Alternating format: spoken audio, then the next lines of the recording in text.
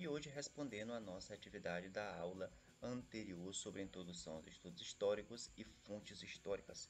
Se você perdeu a nossa atividade, é só ir aqui no card em cima e retornar lá para a nossa videoaula, ok? Vamos lá. Então, ela pedia exatamente o seguinte: marque a alternativa correta. História é a ciência que, letra A, estuda os acidentes históricos e geográficos do planeta Terra. Letra B, se fundamenta unicamente em documentos escritos. Letra C, estuda os acontecimentos do passado dos homens, utilizando-se dos vestígios que a humanidade deixou. Letra D, estuda os acontecimentos presente para prever o futuro da humanidade. Letra E, estuda a causalidade dos fenômenos físicos e sociais com base no empirismo. Galera, vamos falar um pouquinho sobre essa questão. Galerinha, para compreendermos o conceito de história, vamos voltar lá para o nosso texto. E temos aí o nosso resumo. O que é história? Existem diferentes definições para o conceito de história. E dentre várias, temos algumas que são mais aceitas. Entre elas está: história é a ciência que estuda o homem no tempo.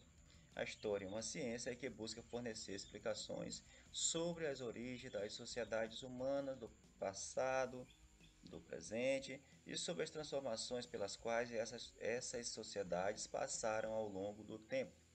A história é uma ciência que busca conhecer o presente e o passado da humanidade.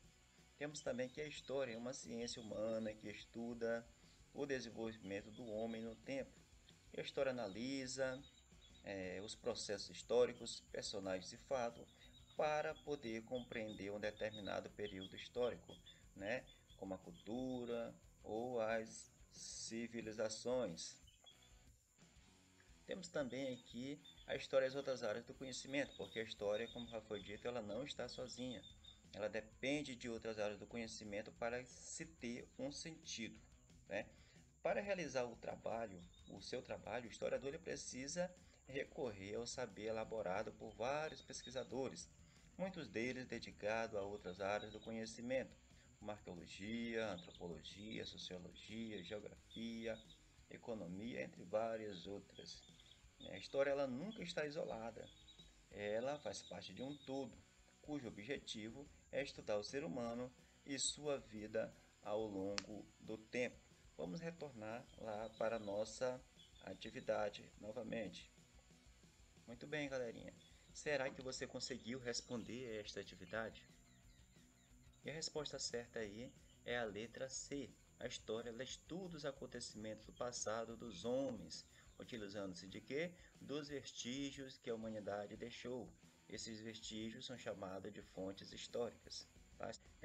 Espero que vocês tenham conseguido responder esta questão, porque é uma questão bem fácil. Na questão 2, uma questão também bem fácil também, são exemplos de fontes orais. O que são fontes orais? Vamos dar uma analisada lá no nosso texto novamente. Aí temos o resumo do nosso texto com alguns tópicos para que possamos compreender um pouquinho do que são fontes históricas. Tá? As fontes históricas elas são os vestígios deixados pelos seres humanos ao longo do tempo. Esses vestígios são estudados pelos historiadores para ser contado um fato ou uma história. E aí temos aí alguns tópicos aqui. Fonte histórica ela refere-se ao material de pesquisa dos historiadores, tá? Como foi dito.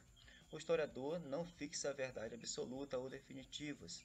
Seu trabalho depende de pesquisas, formulações de hipóteses e interpretações de fontes. Por que a história não fixa uma verdade absoluta?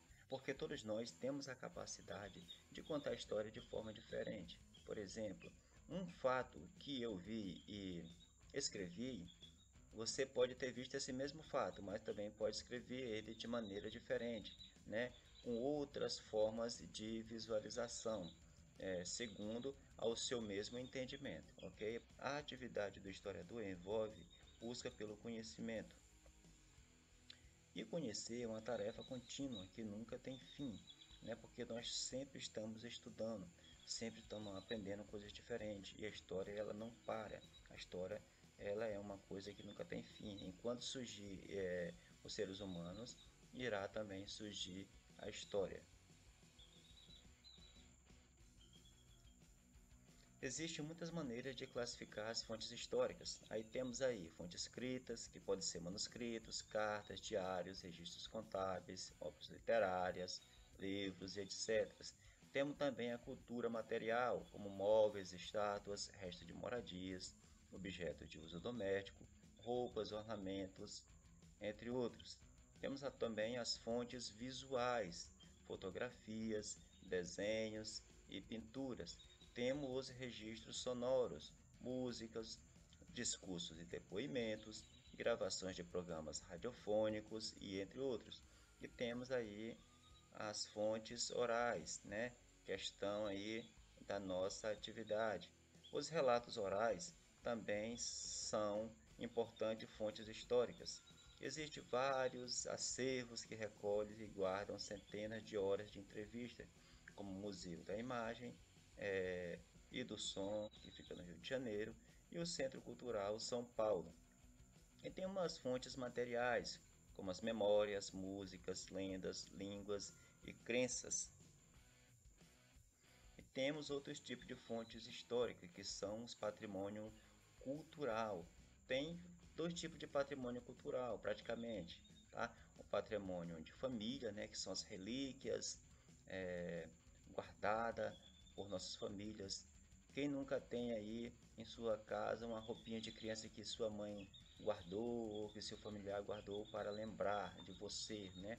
Ou até mesmo uma foto antiga sua aí de quando você era bebê. Chamamos isso de patrimônio de família.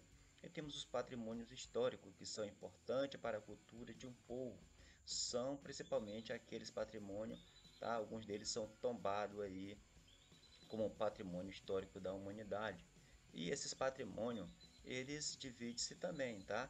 Temos os patrimônios materiais, como os monumentos, objetos, pinturas e esculturas, meios de transporte, entre muitos outros. Temos também o patrimônio histórico imateriais, que são as músicas, as lendas, as festas, os costumes, crenças e danças.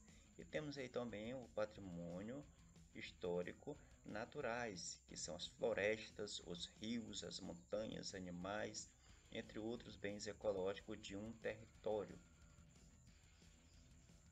E aí, voltando para a nossa atividade, certo? Na questão 2, que é o que nós estamos estudando agora, qual é a resposta correta? São exemplos de fontes orais, o que é a resposta correta aí é a letra B. Relatos falados que passam de uma pessoa para outra. Todo relato passado que passa de uma pessoa para outra são considerados, tá, fontes orais. Tá? Temos aí a questão 3. Dentre as opções abaixo, qual delas apresenta apenas exemplo de fontes escritas? E aí temos a letra A, diários, jornais e leis. B, pinturas, utensílios domésticos e certidões de nascimento. Letra C, revistas, livros e vestimentas. Letra D, brinquedos, documentos e móveis. E letra E, cartões postais, fósseis e lendas. E aí, galera, qual a resposta correta aí? A resposta correta é a letra A. Diário, jornais e leis. Tudo aquilo que foi escrito é considerado fonte histórica escrita. E aí a nossa questão do Enem, para a moçada aí que está fazendo o Enem e está assistindo aí através da nossa plataforma no YouTube, em nosso canal Antenados na História. E aí temos um calendário medieval, né? E a questão ela pede-se o seguinte: os calendários são fontes históricas importantes, na medida em que expressam a concepção de tempo das sociedades. Essas imagens compõem um calendário medieval, e cada uma delas representa um mês, de janeiro a dezembro. Com base na análise do calendário, apreende-se uma concepção de tempo. Que tipo de tempo é? E a resposta correta aí, galera, é a letra D, calendário natural, tá? Porque eles utilizam a natureza para contar o tempo, ou seja, expressa pelo trabalhador realizado de acordo com as estações do ano. tá? Espero que vocês tenham gostado do vídeo e compreendido a nossa atividade, que não estava tão difícil, tá? E em breve retornaremos com mais videoaulas, ok? Até o próximo vídeo.